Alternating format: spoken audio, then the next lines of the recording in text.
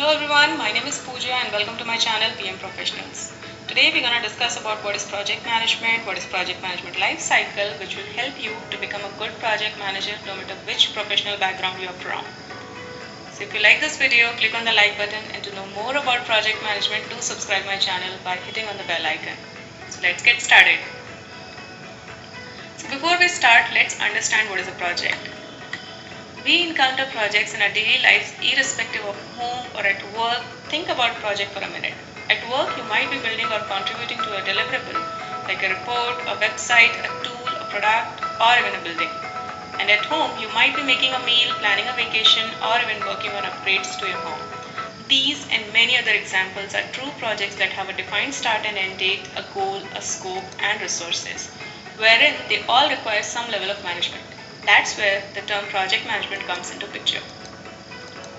So whether you are a manager, programmer, tester, product owner, or just wanted to improve project delivery, this is the right video for you.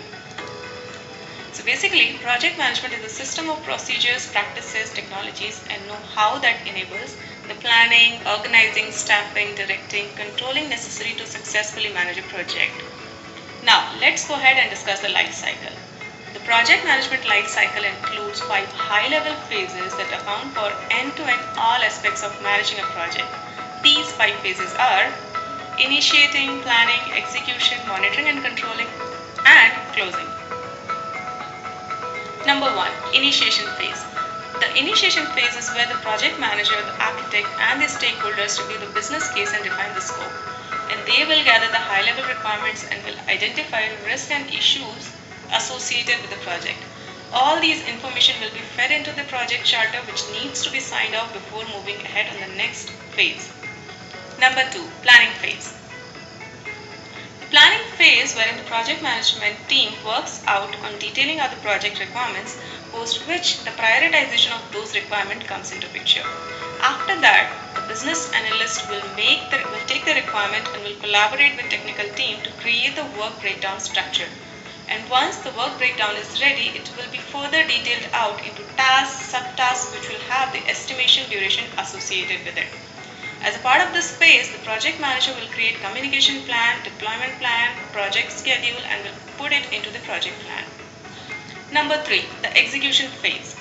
The execution phase of project management life cycle is where the deliverable and everything will be used to test the quality of the final deliverable is developed.